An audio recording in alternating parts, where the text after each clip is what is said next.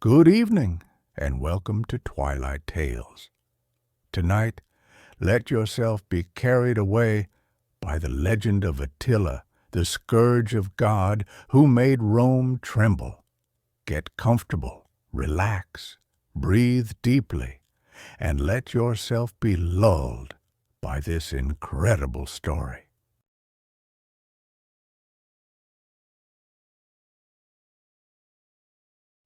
Chapter 1. The Origins of the Scourge.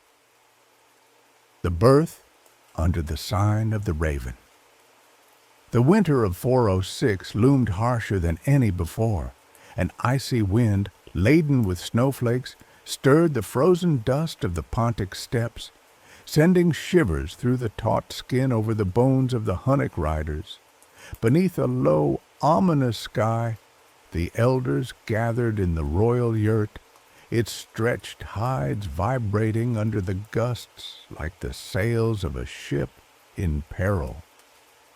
At the center, a flickering flame exhaled wisps of wormwood and sage, enveloping the space in a sacred humidity.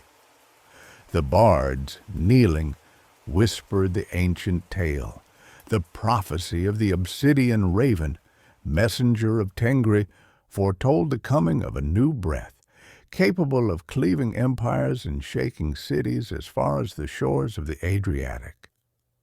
In the shadows, Queen Ildiko, clad in dark velvet embroidered with silver threads, felt her heart beat in unison with the shamanic drum. Her labor was near, and each sound resonated in her womb like a promise of destiny. In the trembling light of grease lamps, the features of her husband Kagan Munzuk grew sterner. Beneath his helmet adorned with raven feathers, his gaze sought a sign, a reflection on the painted hides covering the yurt.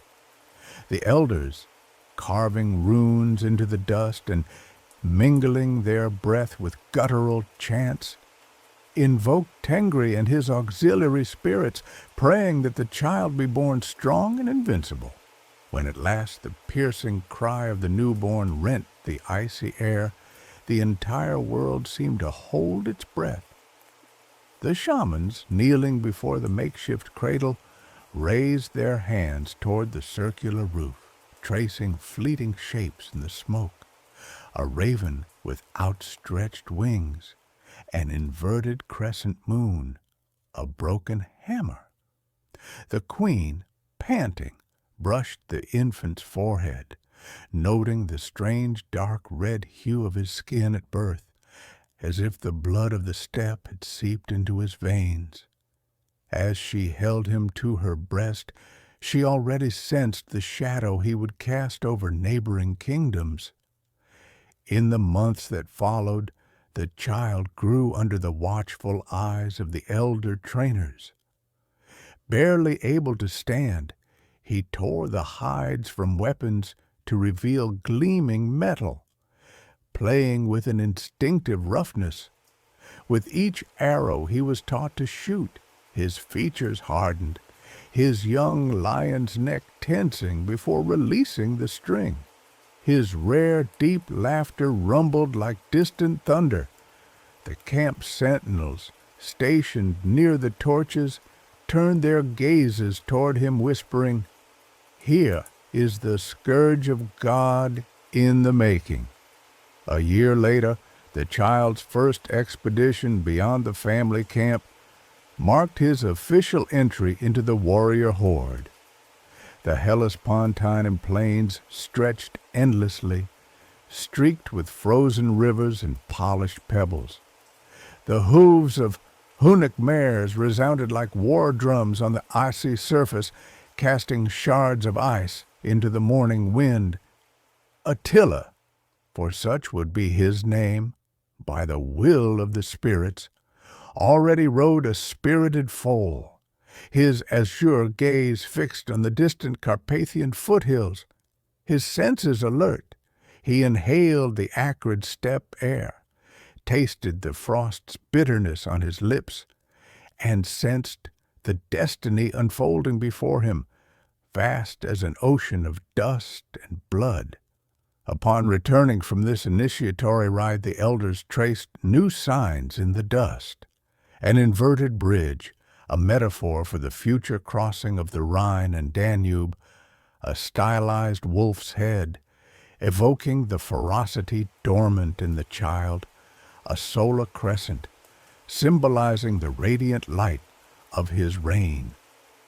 As the camp raised new quarters in the shadow of sacred fires, the legend began to take shape in the flesh of men and the ashes of burning hearths. The echoes of this birth under the sign of the raven would soon ripple through east and west, awakening in the hearts of Roman leaders the fear of a genius more relentless than the Scythian winters.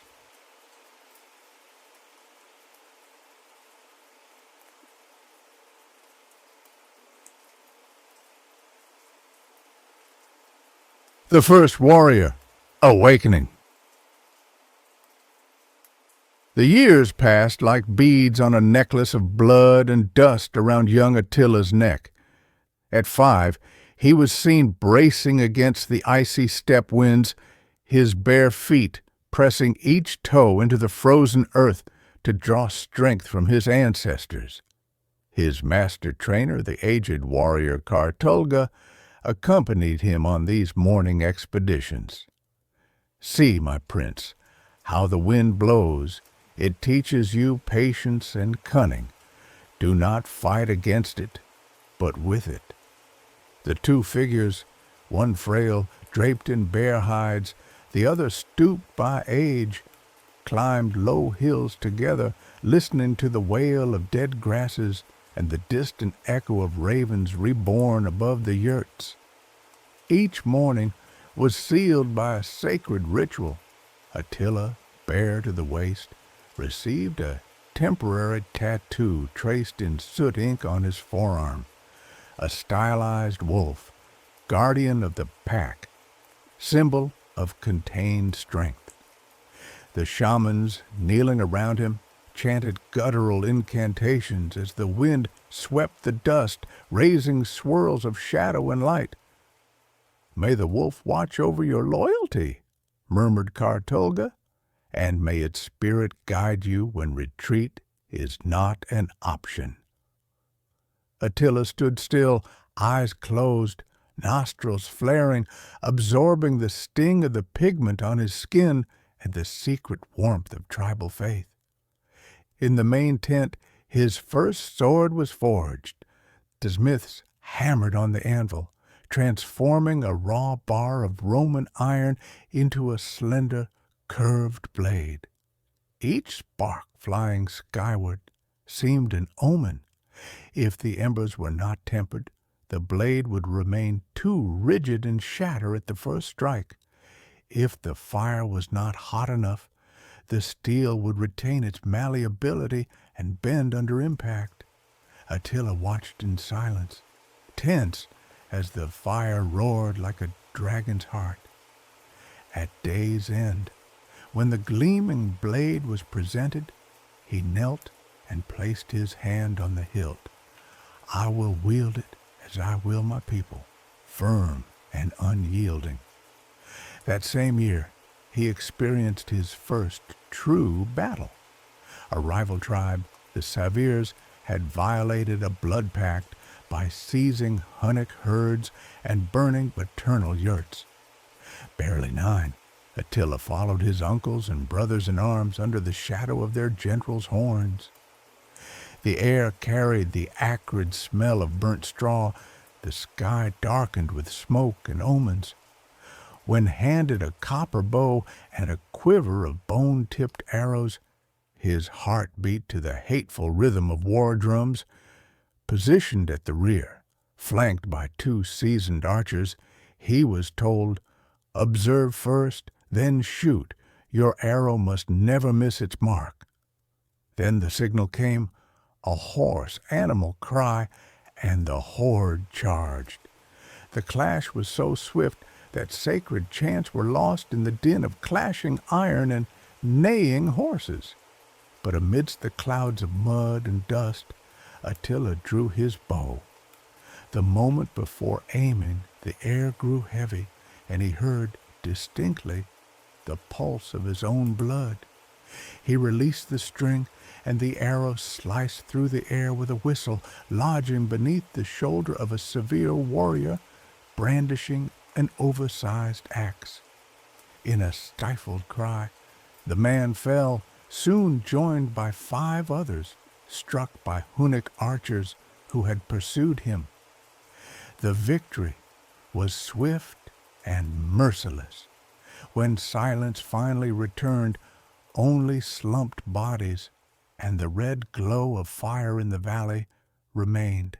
Later, under an improvised tent, Attila dipped his blade in the blood of a sacrificial bull.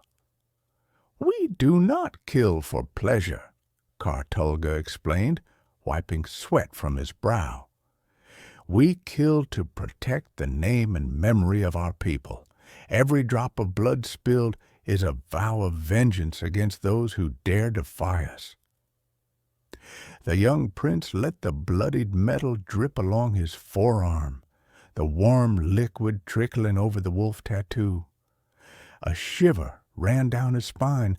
He felt that from this moment he could never turn back. In the nights that followed, his dreams were haunted by visions of burning cities, broken Roman bridges, and thousands of riders neighing at the edge of fortifications. The runes carved on sacred bones by Ildiko in the mother tent seemed to echo in his mind, whispering, "Your strength will be the storm, your name the hammer." Upon waking, he drank infusions of wormwood and chamomile to calm his tormented spirit, but his veins remained ablaze.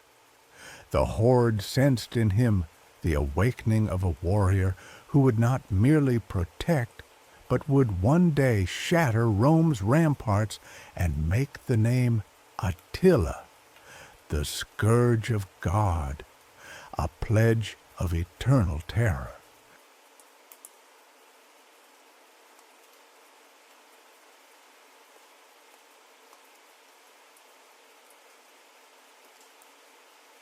The Blood Pact and the Dawn of an Empire.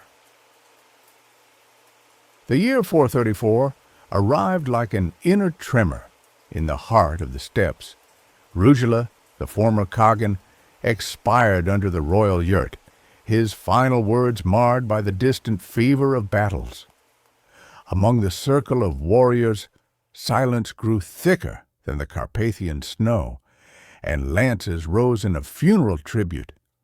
Bleda, the elder heir, placed his gloved hand on the sacred blade, while Attila, younger, and stockier, let out a heavy sigh, a blend of sorrow and determination. The shamans, draped in hides embroidered with gold, sealed a new blood pact under juniper smoke, brothers and co-regents, united by the oath to cleave the Roman Empire until the earth itself trembled beneath their steps. The ritual of clan division took place at dawn. Under a sky blackened by flocks of ravens, Bleda and Attila sat face to face, separated by a sacred space of red dust. Warriors from the 4 corners of the horde formed a vast circle, their faces painted with ash and blood-red pigment. A sacrificial ox lowed faintly before collapsing, its blood gushing in a vermilion stream, tracing 2 parallel lines. The brothers bowed their heads, mingling their saliva with the liquid to etch a single rune on their right wrists. "As long as my blood flows in your veins," murmured Bleda, "and your spirit merges with mine, we shall remain invincible."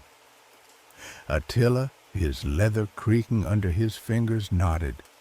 "May Tengri guide our arrows and shatter enemy walls." In the days that followed, the new Hunnic order marched toward the Danube frontier.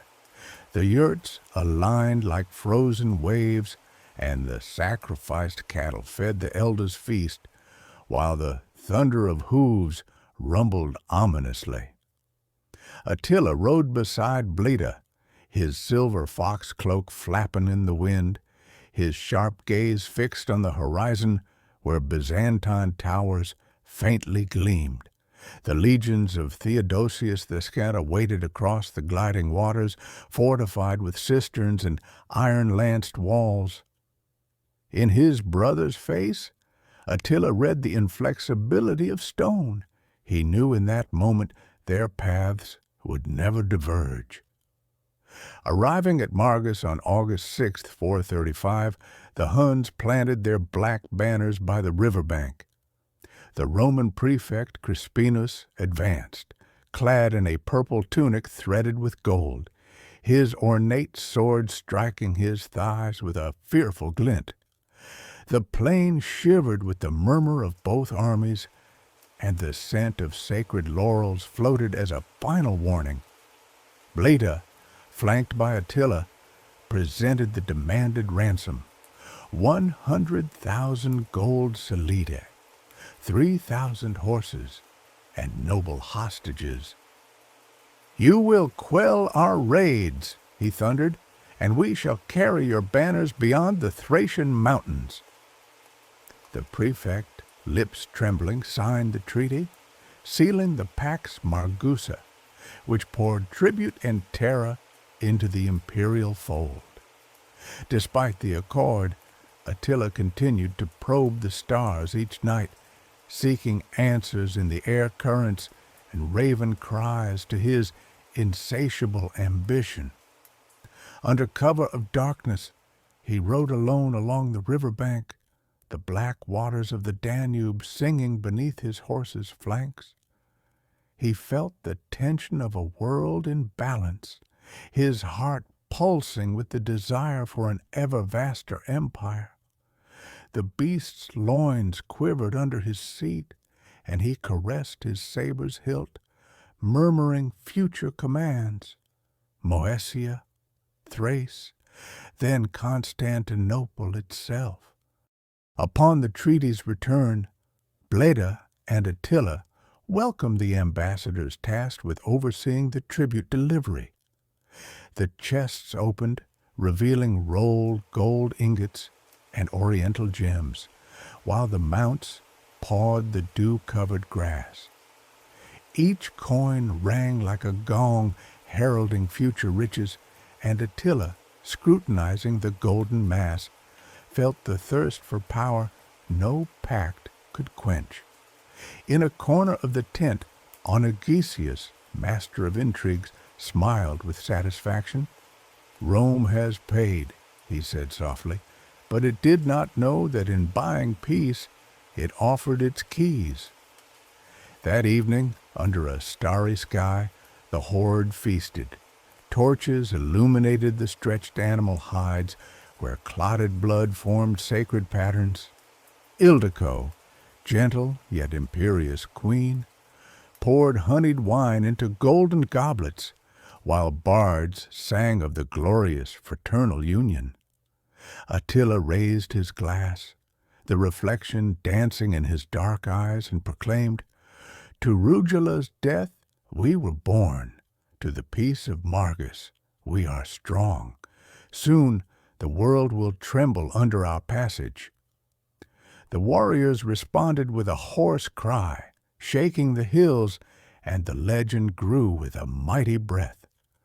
The stars, silent witnesses, saw the first great page of Attila and Bleda's history close.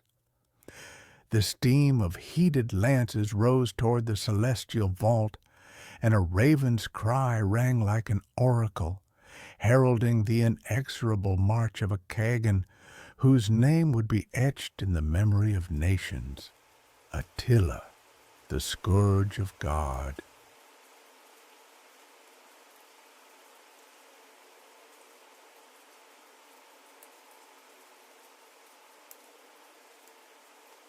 Chapter 2. The March of Terror. The assault on Dacia. The clear morning of June 441 saw the Hunnic horde sweep over the lands of Dacia like a tidal wave of leather and steel. The heavy hooves of the riders carved the limestone paths, casting ochre dust under the rosy light, while the manes of the steeds floated in the wind, laden with the acrid scent of resin. Attila, draped in a bear fur cloak, reigned over this warrior tide like a god of war, his dark eyes reflecting the trembling glow of siege torches on the horizon. In the distance, the massive towers of Sarmizegetusa, the sacred Dacian capital, stood stark against a sky streaked with rain-heavy clouds. At the forefront, makeshift catapults and trebuchets creaked under the tension of hemp ropes, their crude stone counterweights ready to crash against the walls. Hunnic smiths, in a dance of embers and hammer strikes, forged new hooks and assault points, while the hoarse chant of sacred drums called upon Tengri's spirits to bless the fury of the attack. In the center of the plain, mounted archers prepared, their composite bows drawn. They listened to the wind's breath and the moan of tall grasses to calculate the trajectory of deadly volleys. When Attila lowered his right hand, human thunder arose, a single hoarse, deep cry that resonated in every Hunnic chest. The horses neighed, the warriors let out a war howl, and the charge swept the plain. Arrows surged in a black rain, their sharp whistles shattering the morning stillness, riddling the Dacian ranks behind wooden palisades. Under the shock of the first impacts, the log walls trembled while a Roman clarion, brought to Markomir by an auxiliary detachment, sounded the alarm with a shrill, frightened note. The Dacian defenders, their helmets adorned with stylized horns and breastplates studded with nails, retaliated with javelins and red-hot stones, hurling these burning projectiles into the Hunnic swarm. The cries of the wounded, the panicked neighs of beasts, and the clash of blades mingled in a dull tumult amplified by the echo of the hills. The Hunnic trebuchets, launched in unison, delivered their salvo of massive boulders. One impact after another, the crenellated walls shattered, spraying dust and debris. In the second rank, Attila observed the nascent breach, his icy gaze gauging the strength of the battered fortifications. At his side, Onagesius, cloaked in midnight blue, leaned toward him. "Lord, the way is open, but the high city still resists. We must break their spirit before they call for Roman aid." The Kagan nodded imperceptibly. "Send Ernak with my mounted archers. Let them strike the northern gate, where the stone is oldest and the seam most vulnerable." In moments, a swarm of riders emerged from the eastern flank. Slipping through a wooded vale, their bows drawn, they loosed flaming volleys, their arrows igniting the dry grasses, licking the foundations. The Dacian guards, caught off guard, retreated under the flames' heat, and the gate collapsed in a thunderous roar. The Huns surged forward, their curved saber mowing down shields with ruthless precision. Amid the tumult, a Dacian priest's cry for Zamoxis' mercy was heard. The torment was sudden, brief, and the souls paid with their lives for daring to defy the Scourge of God. The high city, now isolated and encircled, trembled as Attila raised a black standard over the conquered gate. The dark red fabric snapped in the wind, a symbol of immutable terror. Ritual sacrifices resumed in the plain. A bull was slain, its blood flowing in vermilion furrows through the dust, while the elders carved new victory runes on sacred bones. As night fell, Sarmizegetusa, silent and bare, surrendered to the Hunnic lamps, and Attila, perched on the central wall, surveyed the rising ashes. The murmur of the embers, carried by the wind, became a promise of the imminent collapse of even richer lands, Moesia, Pannonia, and soon the very marches of Constantinople.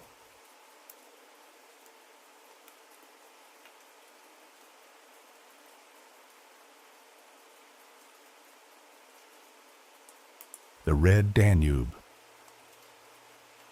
At dawn, the Hunnic horde, like a flood of dark ink, pressed against the Danube's banks. The calm waters, swept by an icy breeze, danced with blood-red reflections as torches on the opposite shore lit up to greet the arrival of Roman fleets.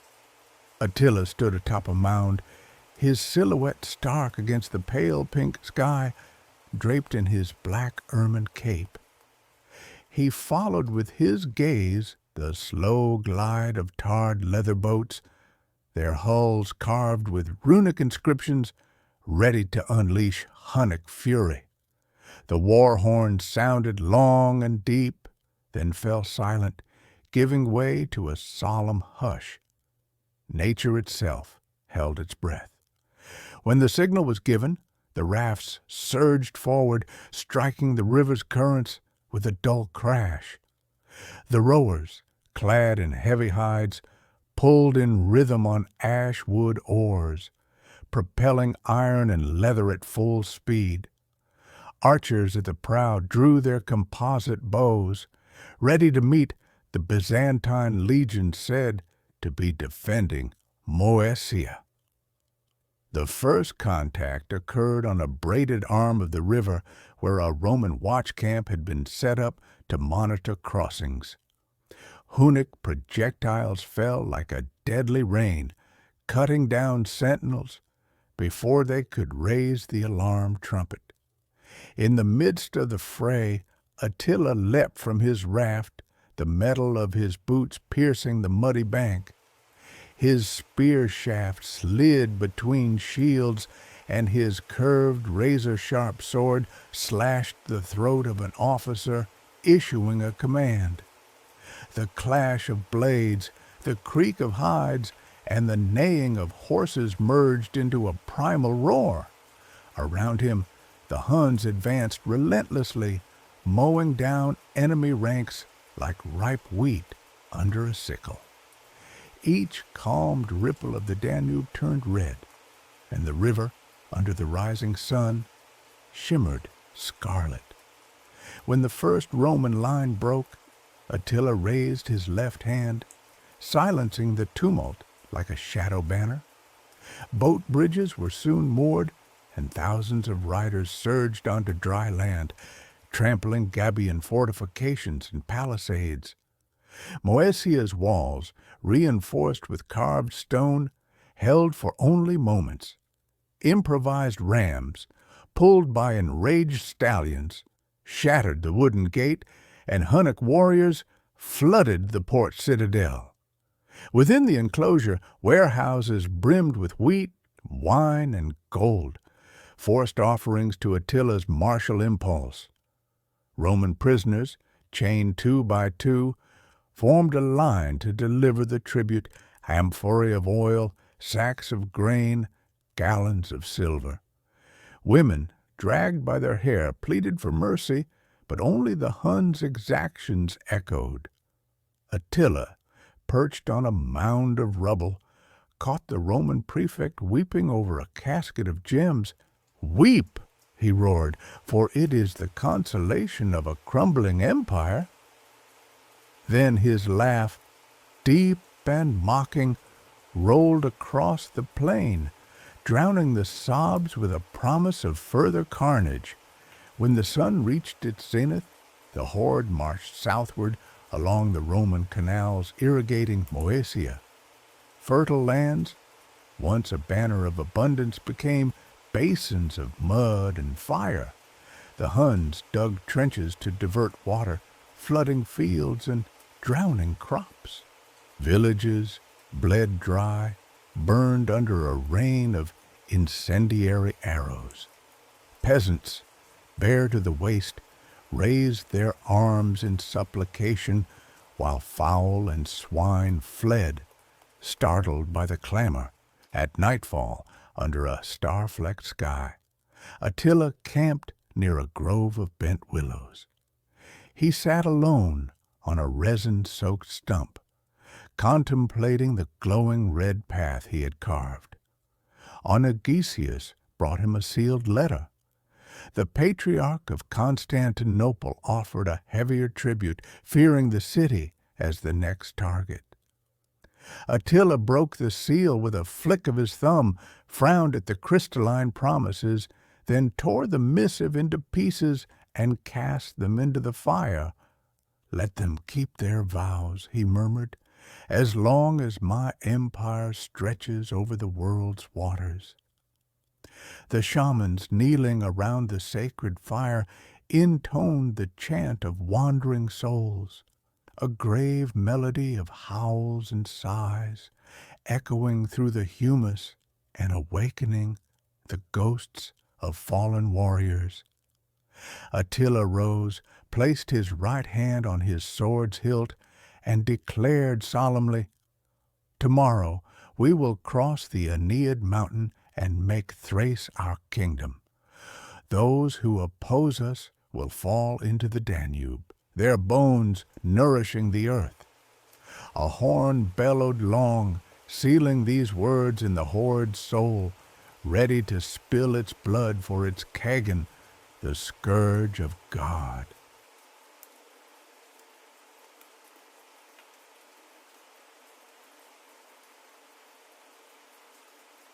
The Flames of Thrace.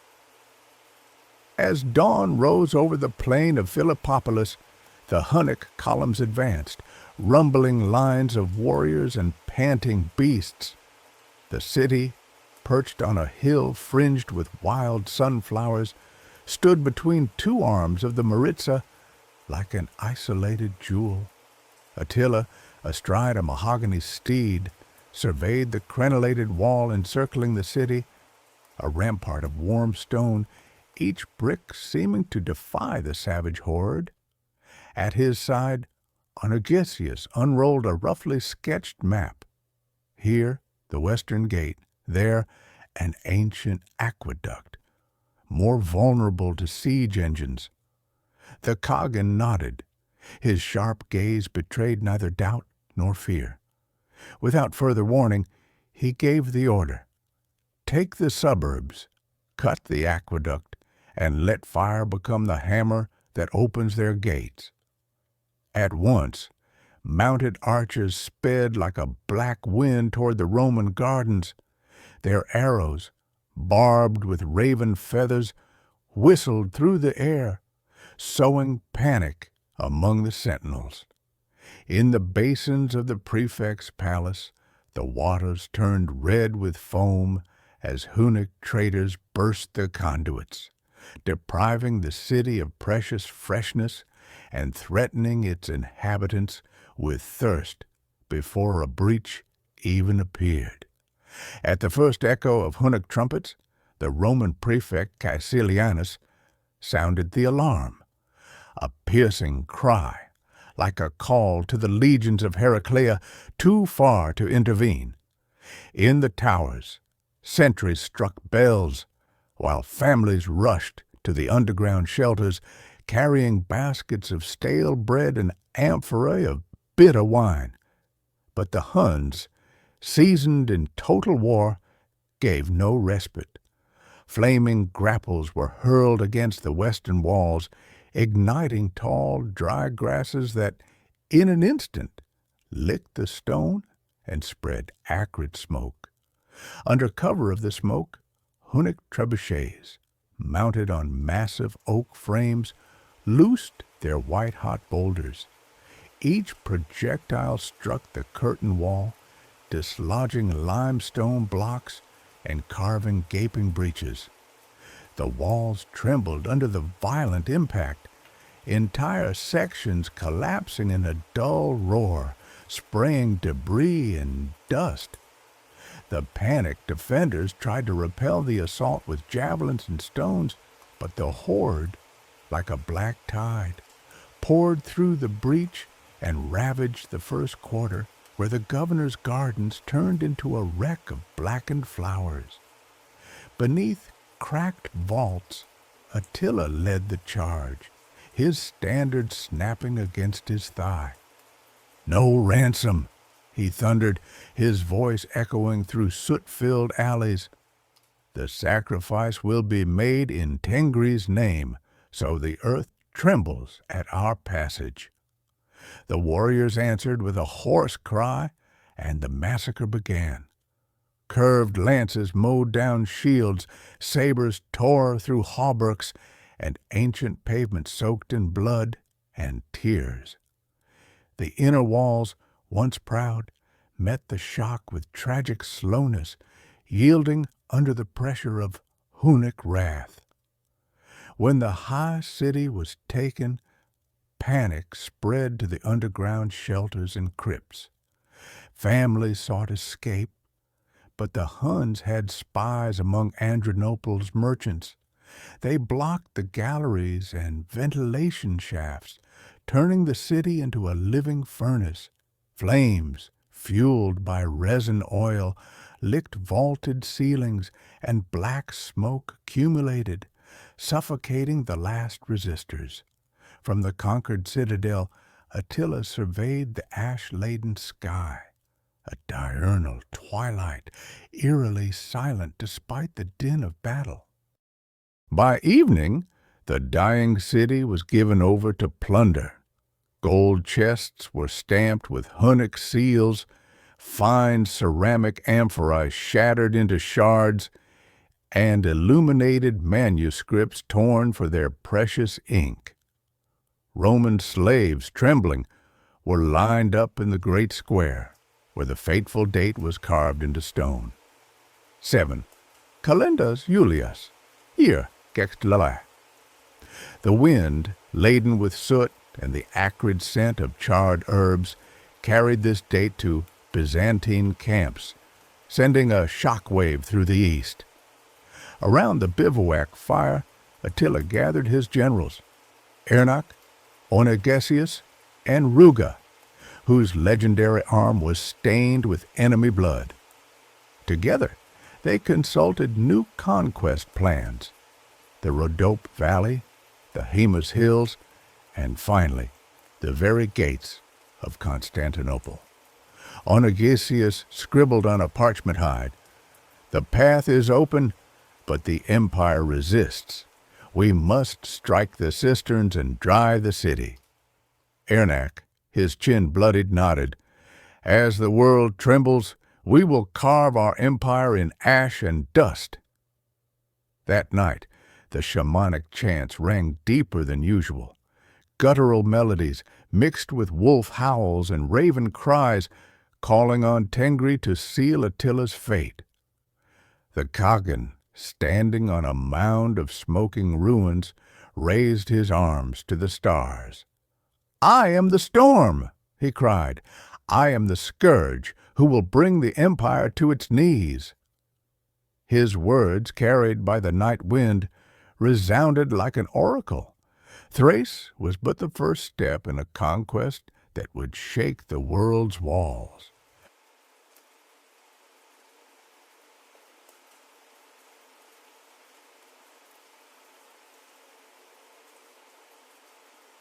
Chapter 3. The Sieges of the Empire. The Walls of Constantinople.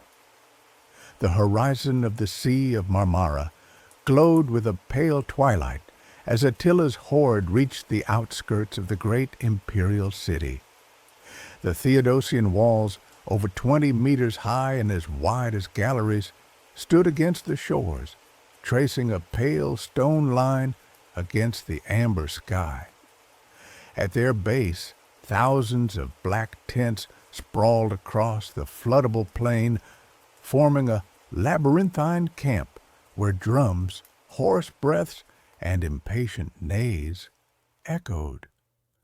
The sea breeze carried the brackish scent of the waves, and the sharper smell of torches mingled with the sweat of archers and the acrid perfume of sacred resin burned in offering to Tengri.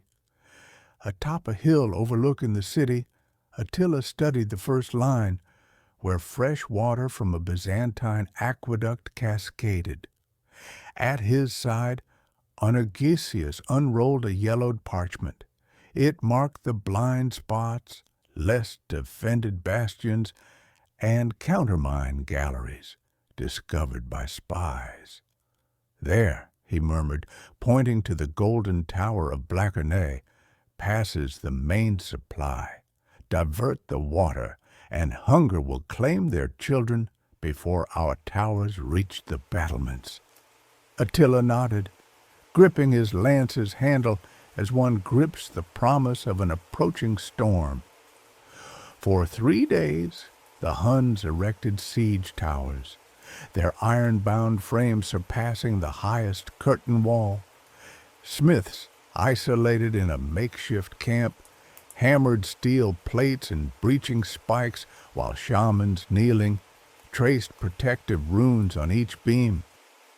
Gunners adjusted granite counterweights, calculating trajectories so that projectiles, heated red by pine embers, would burst against the walls like fiery moons. When the war machine was ready, Attila gave the order. Ballistae and catapults, arrayed in a fan, loosed their bolts and stones simultaneously, turning the plain into an inferno of whistles and glowing debris. The Byzantine battlements retaliated. In a rumble of barrels, boiling oil and molten pitch were poured. Sparks rose in black volutes, burning arrows in flight and hurling flaming lances against Hunnic towers. The contrast was striking. White walls stained with soot and Hunnic engines, shrouded in acrid steam, seemed to struggle like two stubborn beasts. Each stone's impact on the wall shook the garrison. Each flare of flame reflected monstrous red glints in the great basilica's stained glass.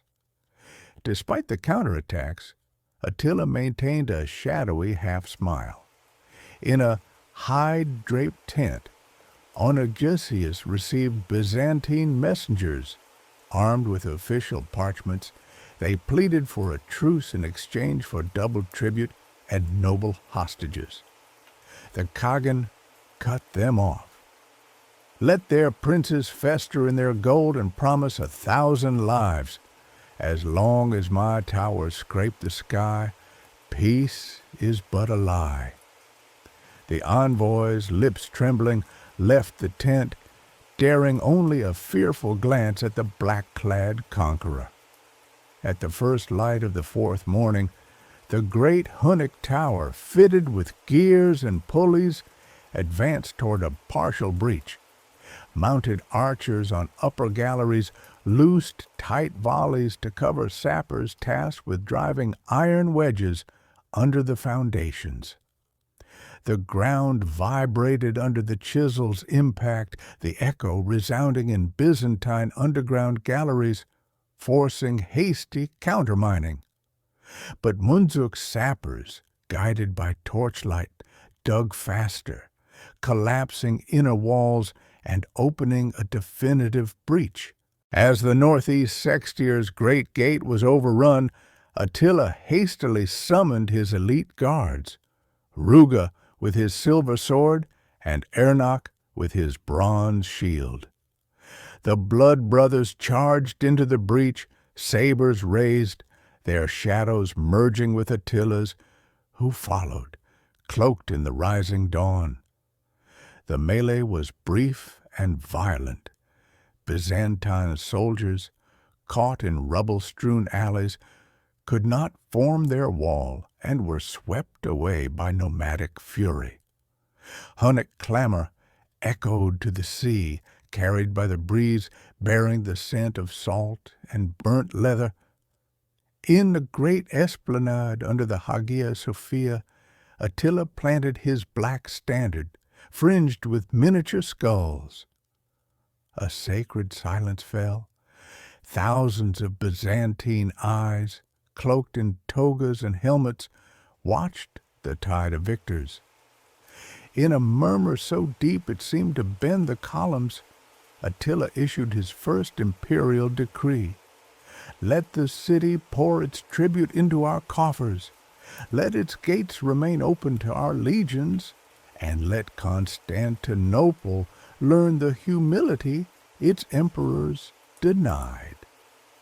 The patriarch, kneeling, shed a tear in thanks to his gods, while Hunnic heralds proclaimed the omnipotence of the Scourge of God.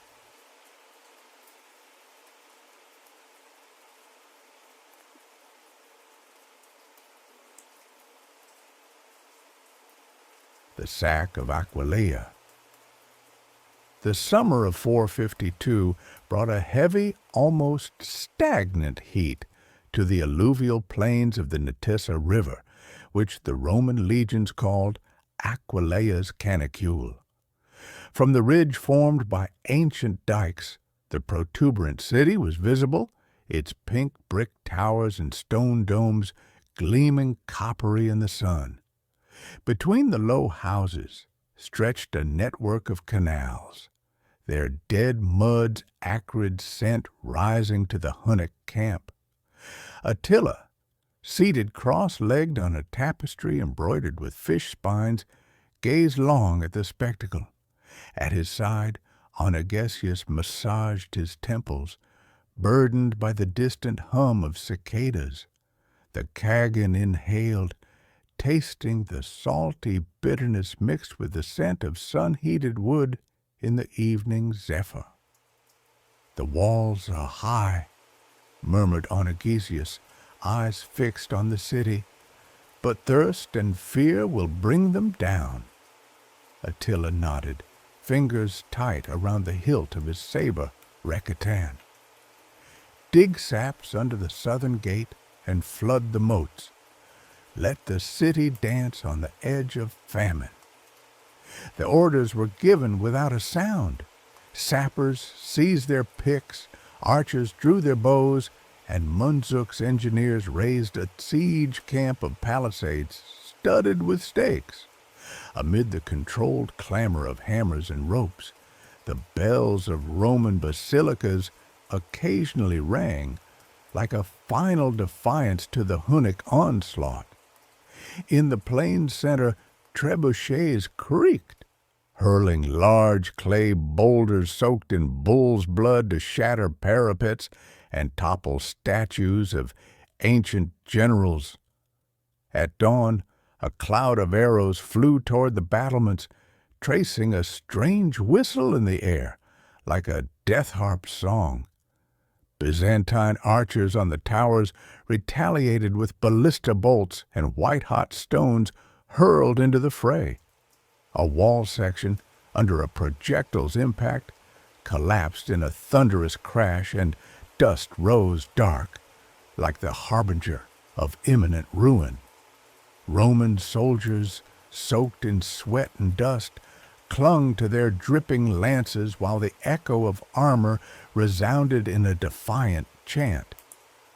When the first collapse revealed the southern gate, Attila advanced his lancers. A wave of steel and leather, iron dancing under the sun, the murder holes spat boiling oil, its jets splashing shields and sizzling metal.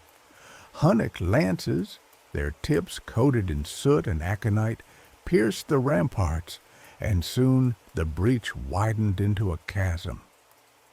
With a guttural howl, the riders surged, sweeping aside stunned defenders. The neighs of horses mingled with the cries of the fallen, and the ground drank deep of blood. In the heart of the melee, Attila crossed swords with the Roman prefect Aurelianus, a grizzled veteran with a stubborn gaze.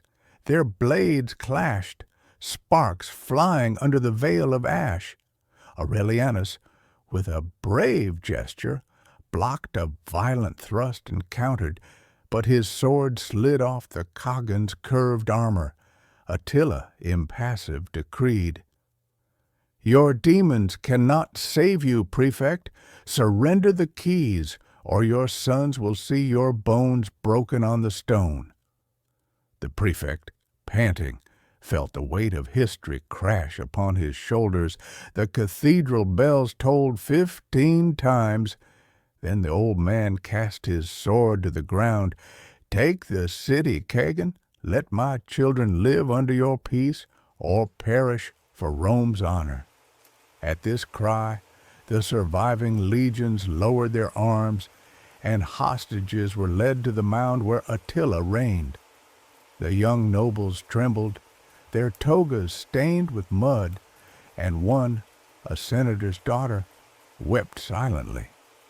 The Khagan approached, placed a gloved hand on her shoulder, and declared, "You will survive to tell of your empire's root.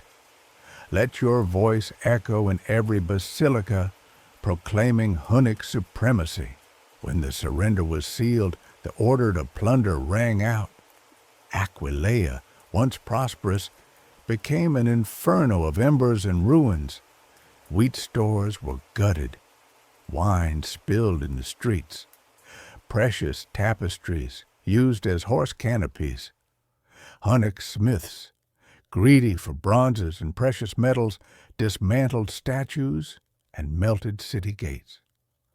By morning, only the city's ghost remained, charred towers, blackened wall fragments, and a tomb-like silence pierced by raven cries. That evening, under a sky washed by flames, Hunnic heralds proclaimed victory. Attila, draped in a cloak embroidered with stylized skulls, raised his golden goblet filled with wine mixed with blood from the stores. "To Aquileia," he thundered, "the first key to Italy's kingdom is forged in our blood. Let no emperor ever forget the terror of the steppes." The warriors answered with a single heavy cry, laden with promise. Attila's name would now cross every border, a moving shadow heralding the Scourge of God.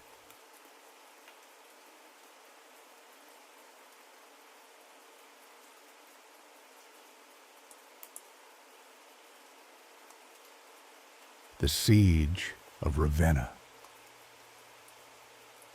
In the misty silence before dawn, Attila's horde spread along the winding canals of the Ravenite lagoon, where rotting pilings festered in the damp.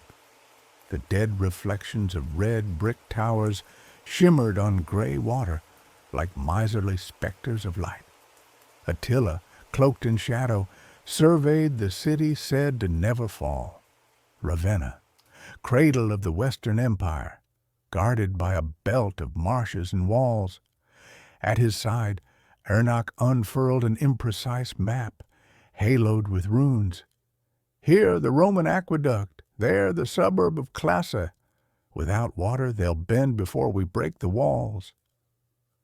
Hunnic engineers, gathered around Munzuk, dug trenches to divert gushing springs, capturing fresh water in muddy basins.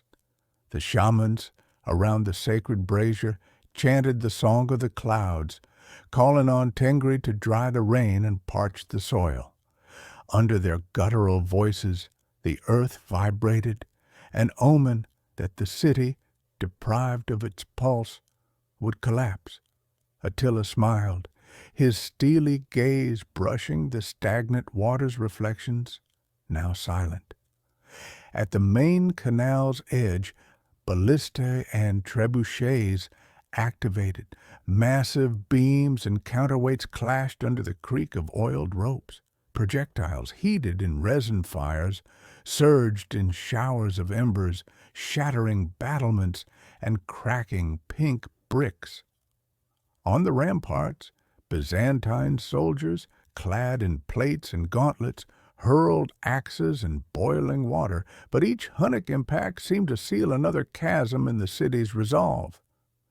When the first breach opened, a swarm of riders leapt from the lists, sabers raised.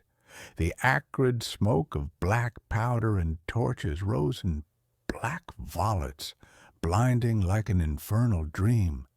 Mounted archers, posted on palisade platforms, loosed tight volleys of incendiary arrows, turning low streets into rivers of fire. Civilians, panicked, sought refuge in basilicas with empty colonnades, while the smell of burnt leather and heated marble rose to stormy skies. In the city's heart, in the Augustus Palace, Prefect Sebastianus consulted the Codex Justiniani one last time. The offered tribute would no longer suffice, and hope of reinforcements dwindled. At his side, the noble Adelphia, daughter of a former consul, trembled, clutching her purple veil. "They're already at our gates," she whispered, her voice broken by dust. The prefect, forehead beaded with sweat, hesitated. Surrender the city or die for the empire's honor? On the forum's great square, Attila unrolled a parchment sealed with the imperial monogram. Hunnic heralds carved his message on wooden panels. "Surrender the city, your children will be spared, else Ravenna will burn like a pyre." A funereal silence followed. Then the prefect, eyes drowned in sorrow, signed the surrender under the gaze of thousands of soldiers. The gates opened with a groan, revealing a flood of black riders. As the Hunnic standard entered the Basilica of San Apollinar, a solemn chant rose. Byzantine choirs, blending orisons and lamentations. Attila, draped in his ermine cloak, advanced toward the stripped altar, saber bare at his belt, and fixed the polychrome mosaics where past emperors shone. "May your saints protect you," he declared in a grave voice, "for now the Scourge of God is your resident." A shiver ran through the assembly as his warriors roamed the aisles, piling gold chests and illuminated manuscripts. The plunder began, methodical and relentless. Sacred relics were packed in crates, marble columns sawed to raise white dust, ivory reliefs crushed under the smith's grip. Captured slaves bore the burdens, their cries echoing in Roman arches. Attila, mounting the episcopal pulpit, surveyed this scene of devotion and ruin. "Thus falls the last citadel of the West," he murmured, "and tomorrow all Italy will sing our name." In the falling night, Ravenna's lagoon, darkened by soot and distant flames, echoed the Hunnic chants. Attila, standing on the baptistry steps, raised his arm as if to bless his conquests. The sea wind, laden with distant Black Sea storms, seemed to answer with a rumble, sealing the fate of a city whose fall marked the apex of Hunnic power. The stars, silent witnesses, twinkled above the calm waters, heralding that the Scourge of God now marched toward Rome itself.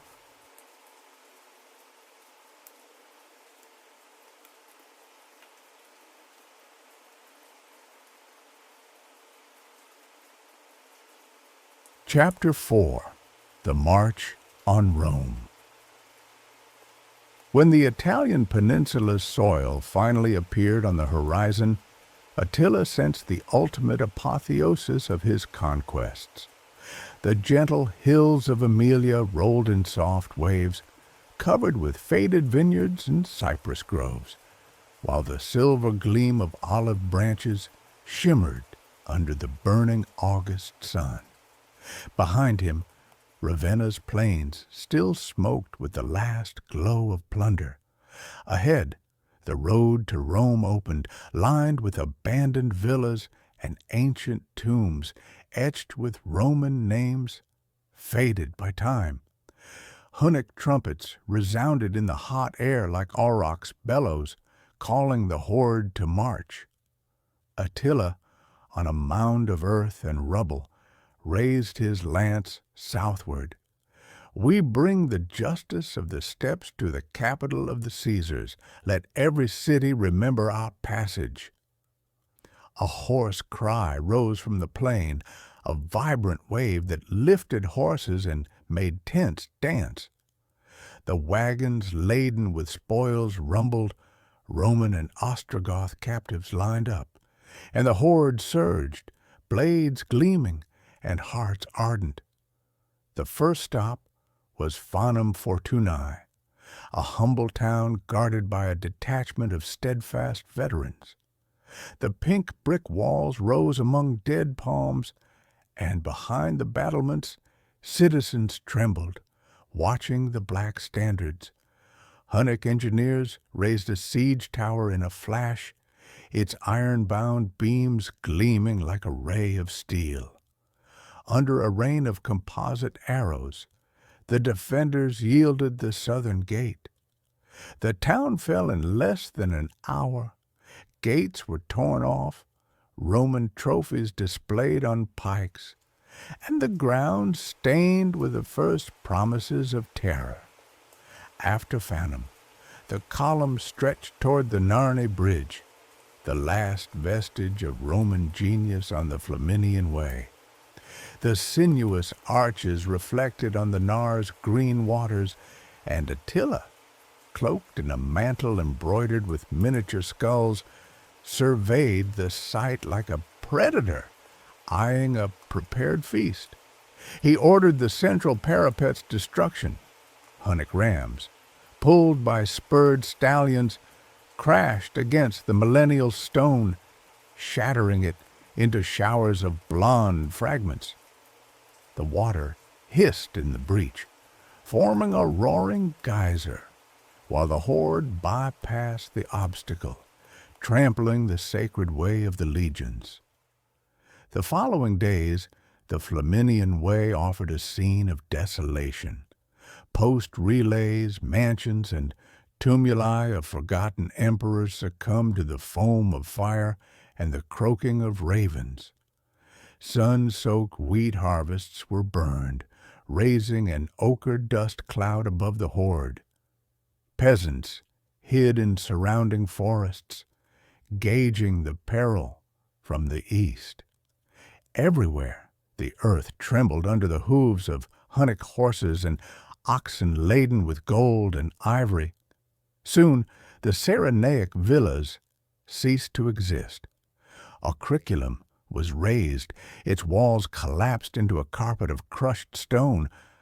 Attila erected a makeshift throne on the ruins of a temple to Vesta, a black wooden platform topped with a crimson canopy from which he admonished Italy's guardians.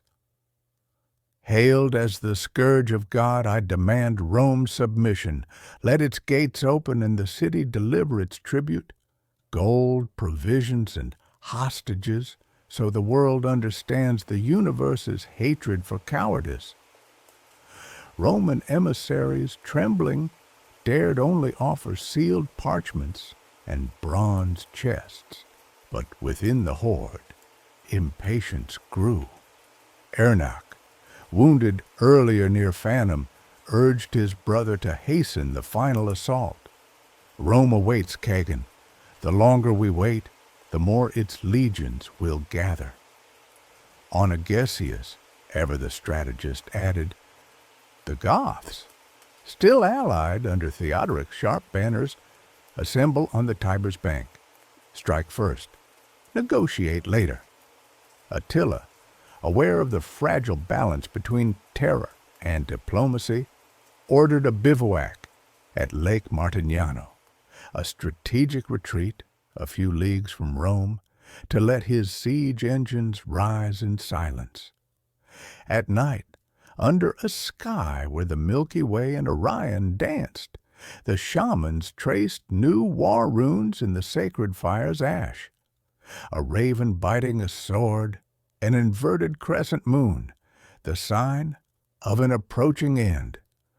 Guttural chants crossed the nocturnal lagoon, amplified in the trembling silence of wretched captives. Attila, alone by the fire, contemplated his flickering reflection on his chilled saber's blade. He recalled the obsidian raven prophecy, born with his mother's first cry, and his heart swelled with a dark certainty.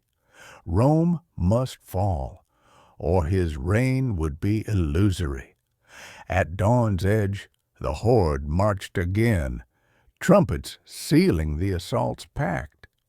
Siege towers, taller than ever, rolled toward the city's ramparts. Catapults and ballistae formed a semicircle, their counterweights gleaming in the rising sun. As the Flaminian Way slipped between tight ranks, Attila, on his black stallion, raised his hand and declared, "Rome, prepare to know the wrath of the steppes." Behind him, the tide of sword-wielding riders and composite archers completed its formation, sensing that the supreme artist of terror was about to deliver his final work.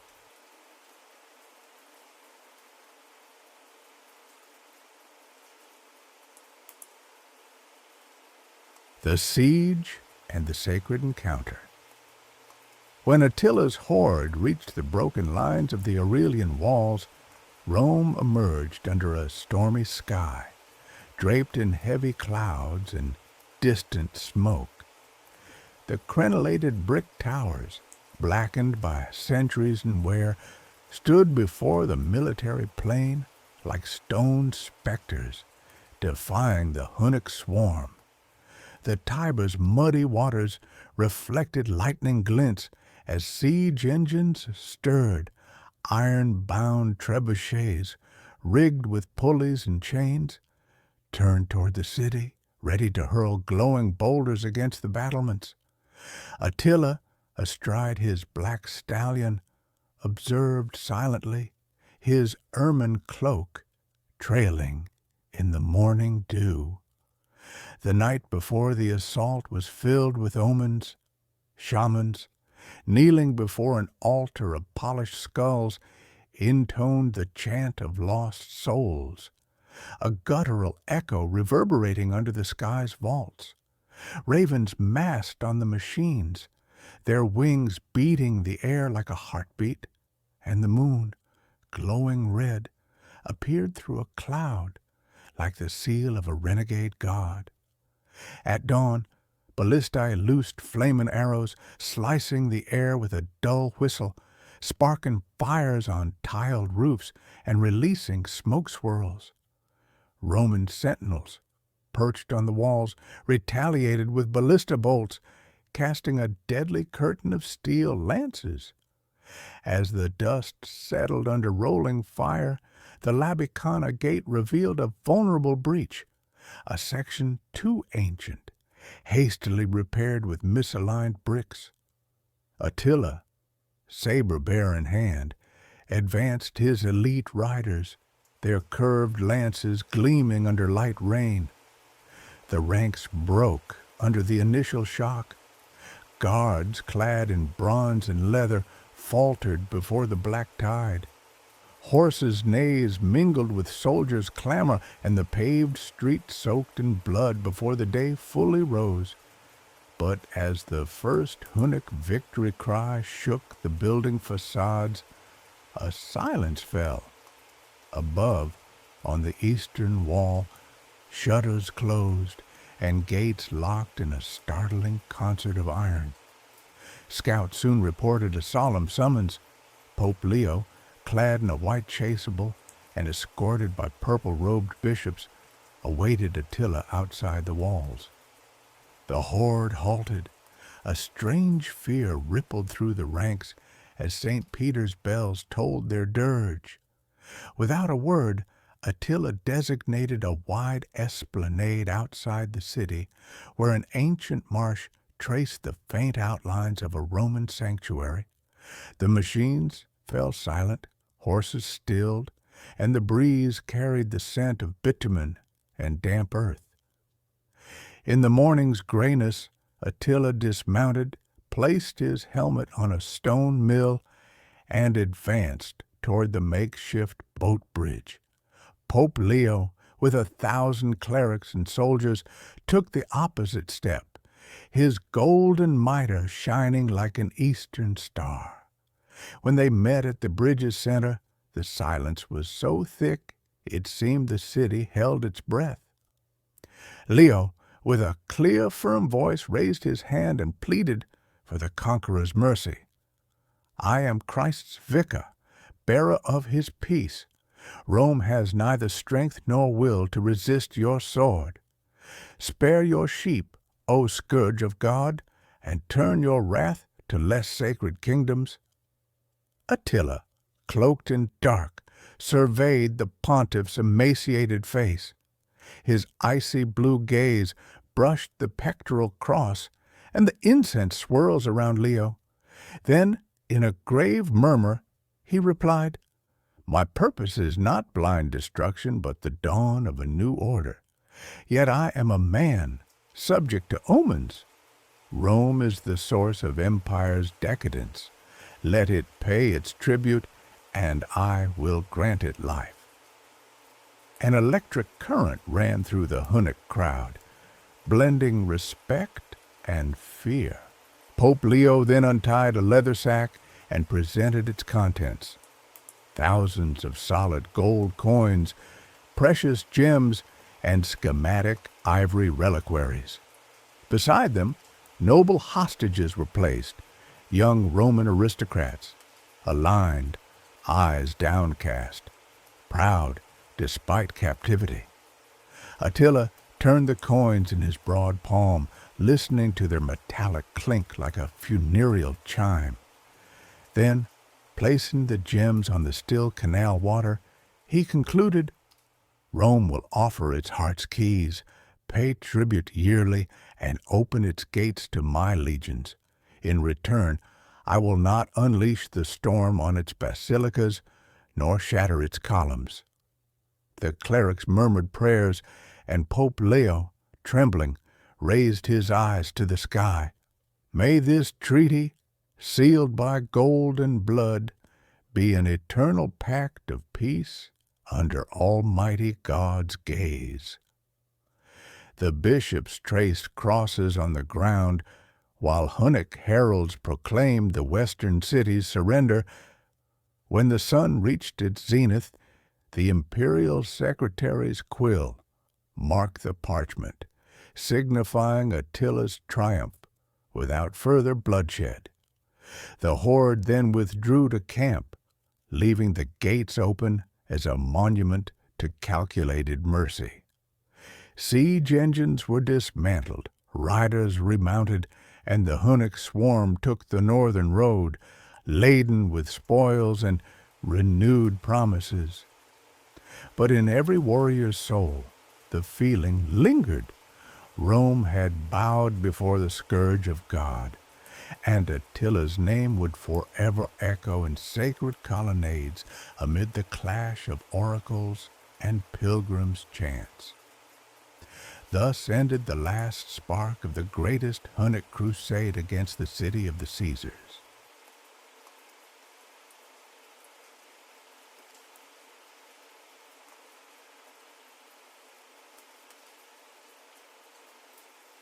The apotheosis and the shadow of twilight. Under the royal tent, the afternoon of the winter solstice advanced. The horde, swollen with spoils and hostages, resumed its ritual sedentariness. Fires crackled, shamans chanted, and the acrid air carried the scent of fermented honey. Attila, draped in his ermine fur, presided over a banquet whose splendor contrasted with the visible exhaustion on his face.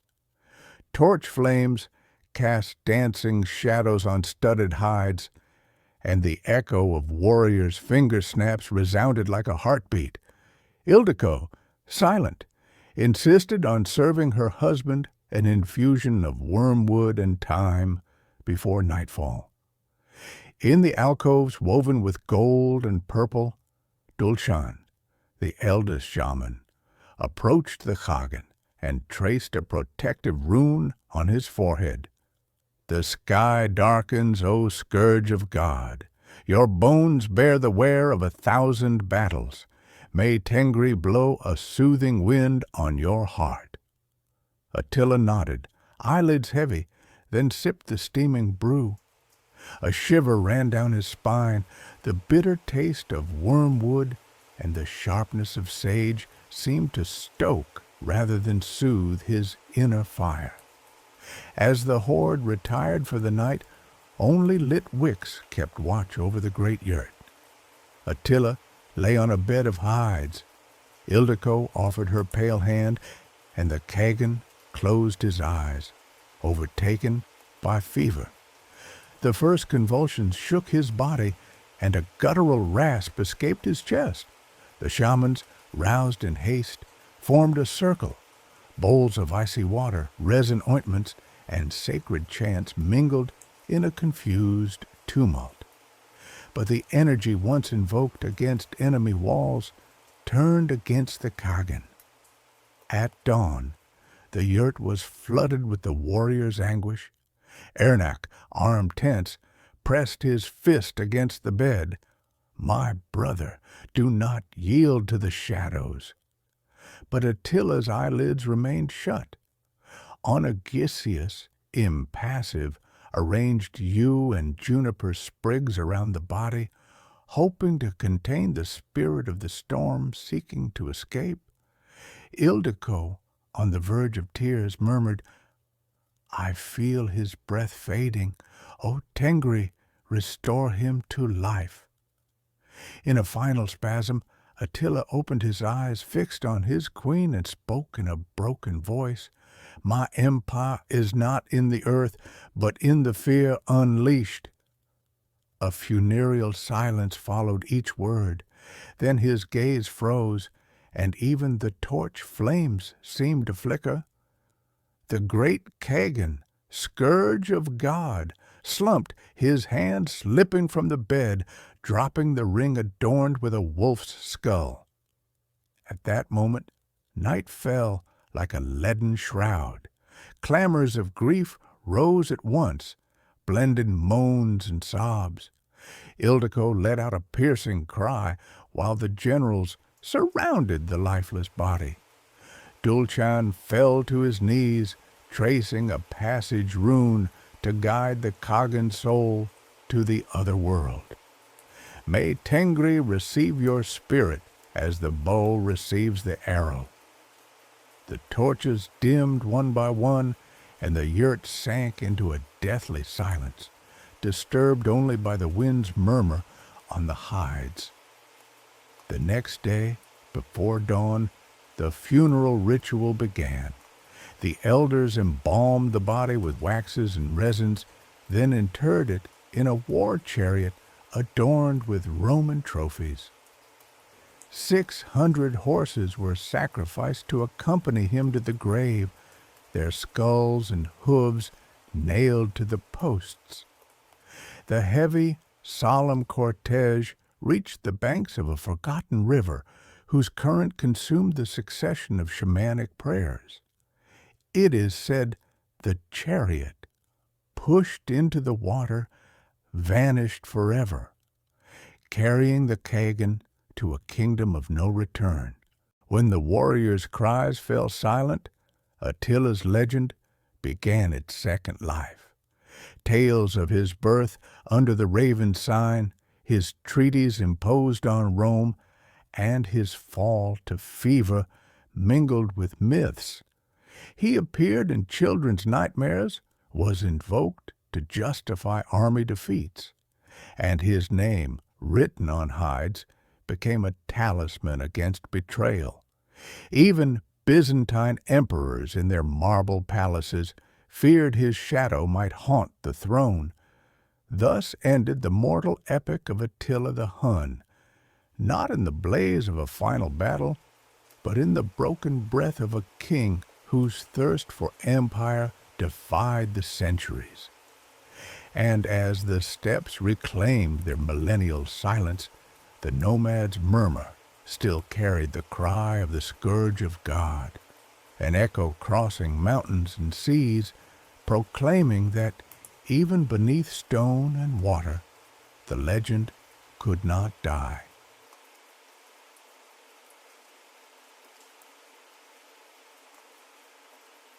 Attila, Scourge of God, from the steppe to Rome.